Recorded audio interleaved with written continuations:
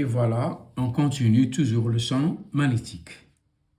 La partie exercice. La dernière fois, on a traité l'exercice 4. Aujourd'hui, je vais traiter les deux exercices 5 et 6. Et je commence par l'exercice 5. L'exercice 5, c'est un prolongement de l'exercice 4.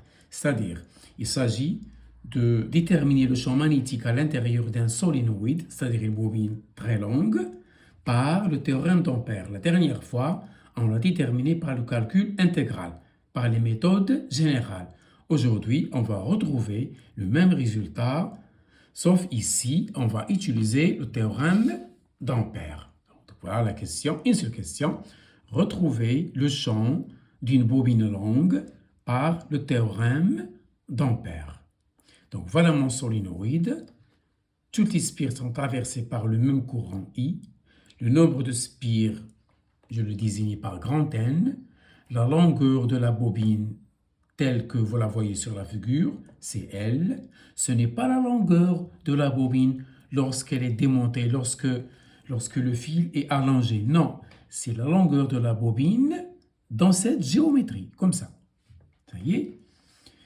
Donc, je veux le champ à l'intérieur, on a un point M ici, par exemple, en appliquant un théorème d'Ampère. Comme le théorème d'Ampère, il me dit, tu dois choisir un contour adéquat, convenable, qui est traversé par les courants des spires. Voilà ici, le contour qui convient ici, c'est un rectangle A, C, E, F. J'ai choisi une partie à l'intérieur et l'autre partie à l'extérieur. Et je dois orienter mon contour. La petite flèche ici qui est en gras, ça se lit le sens positif du contour A, C, E, F. C'est-à-dire que si je suis cette flèche, là, le sens positif, la normale qui oriente la surface, le contour. Le contour d'Ampère, c'est le vecteur normal petit n. Donc, selon ce sens, le n, il pointe vers nous. Il vient vers nous. C'est-à-dire, il sort de la face A, C, E, F. C'est la face nord. Alors, la dernière face, le plan de derrière A, C, E, F, c'est la face sud. Donc, remarquez une chose, c'est que le courant de chaque spire, il sort par la face nord du contour A, C, E, F. C'est ça les conditions de l'application du théorème d'Ampère. Il faut choisir un contour convenable, l'orienter positivement pour pouvoir déterminer le vecteur normal petit n, de préférence allant de S vers N, c'est-à-dire sortant par la face nord, c'est celle qui est devant nous. Voilà, et j'effectue le travail. Donc voilà le contour orienté par N. Le théorème d'Ampère, c'est la circulation du champ magnétique B que je veux déterminer sur le contour gamma, ça c'est gamma majuscule, est égal à mu0 NI. À mu0, la somme des I. Or ici, I, ils sont identiques. Il y a autant de courants que de spires. Voilà pourquoi j'ai mis NI. Pour une seule spire, N vaut 1. Et je mettrai mu0 I. Ici, j'ai N spires, donc je dois multiplier par N. C'est ça le théorème d'Ampère. Et voilà, j'ai choisi le sens positif pour que tous les courants qui sortent par la face nord sont comptés positivement. Si par hasard j'avais un courant qui circule dans le sens contraire, je mettrais moins mu0 fois ce I, qui contrarie notre choix positif. Ça y est, gamma, voilà, c'est C, A, F, E. Je le répète, c'est le contour d'Ampère. Ça y est, si vous écrivez le théorème d'Ampère, mathématiquement, voilà, je développe cette circulation. C'est une circulation, la circulation de vecteur B, voilà, le long de gamma, c'est ce symbole, ça signifie circulation sur un contour fermé. C'est le cas ici. A, C, E, F, et je reviens à A, c'est fermé. Ici, je vais développer. Donc, sur chaque longueur et sur chaque largeur, je calcule l'intégrale. Donc, l'intégrale sur la première longueur, c'est A. Ensuite, sur la sur AF, la largeur AF. Ensuite sur FE, la deuxième longueur. Ensuite sur la largeur EC du contour gamma. L'intégrale est nulle puisque le champ magnétique B est orthogonal à N, au déplacement DL, DL, le déplacement DL.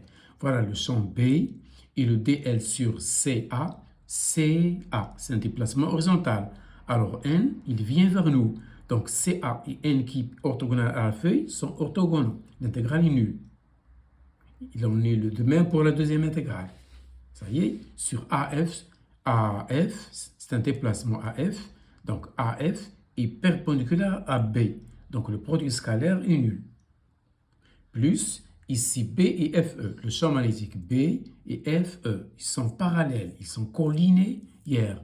Donc le produit scalaire c'est BL. Le cosinus de 0 est égal à 1. C'est le produit scalaire. La norme, il faut cos l'angle entre les deux. L'angle entre les deux c'est nul, cos de 0 c'est 1. Et la dernière intégrale, la circulation est nulle parce que EC, regardez le schéma, EC et B sont orthogonaux. Je rappelle que B il est déterminé par le pouce de la main droite en mettant les 4 doigts dans le sens du courant. En mettant les 4 doigts de la main droite dans le sens de la flèche indiquée sur chaque spire, le pouce indique B. Comme ça, regardez. Comme ça, voilà B. Ça y est, le calcul est terminé et je tire mon B que je vise au début. C'est mu0, petit n i petit n, c'est le nombre de spires par unité de longueur. C'est un résultat que vous avez déjà appris au lycée sans démonstration. Ça y est, je le rappelle. Donc, ne pas confondre petit n, qui est le nombre de spires par unité de longueur, et le vecteur n, qui est le vecteur normal au contour. Voilà pour l'exercice 5. Et on passe immédiatement à l'exercice 6. C'est un exercice très court. Voilà un carré constitué par 4 conducteurs identiques traversés par un courant dans le même sens. Courant continu I. Il s'agit de déterminer le champ magnétique résultant de ces 4 courants au centre C. C'est ça la question.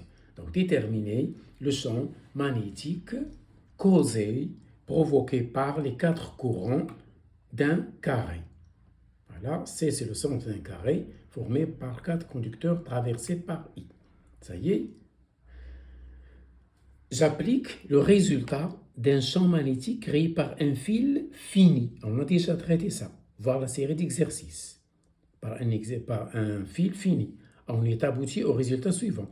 Donc, si je prends par exemple le conducteur FA, on a déjà établi au point C, le champ, je vais le désigner ici B' en C, pour ne pas le confondre avec B que je veux, est égal à mu0 I 4pi, l'intégrale de moins alpha plus alpha cos θ d'θ.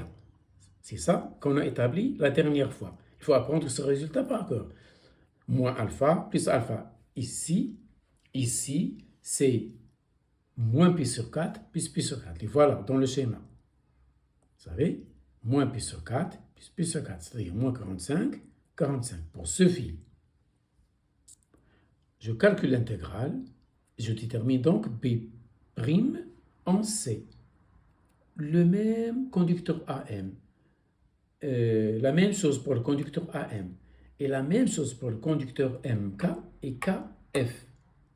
Il suffit que je multiplie par 4. Donc, une fois le B' créé par un côté de ce carré conducteur déterminé, ça y est, le problème résolu. Il suffit de multiplier par le nombre de conducteurs. Il ne faut pas refaire les calculs à chaque fois. Non. Et ce résultat, on l'a déjà établi. Je multiplie par 4 et ça y est, je trouve le champ magnétique demandé au centre du carré C. Et voilà, j'écris BC égale 4 fois B'C. Et le B', il est au-dessus. L'intégrale de cos, c'est sin, moins pi sur 4, plus pi sur 4, et je trouve ce résultat général. Ça y est, j'espère que c'est facile. Et voilà pour aujourd'hui.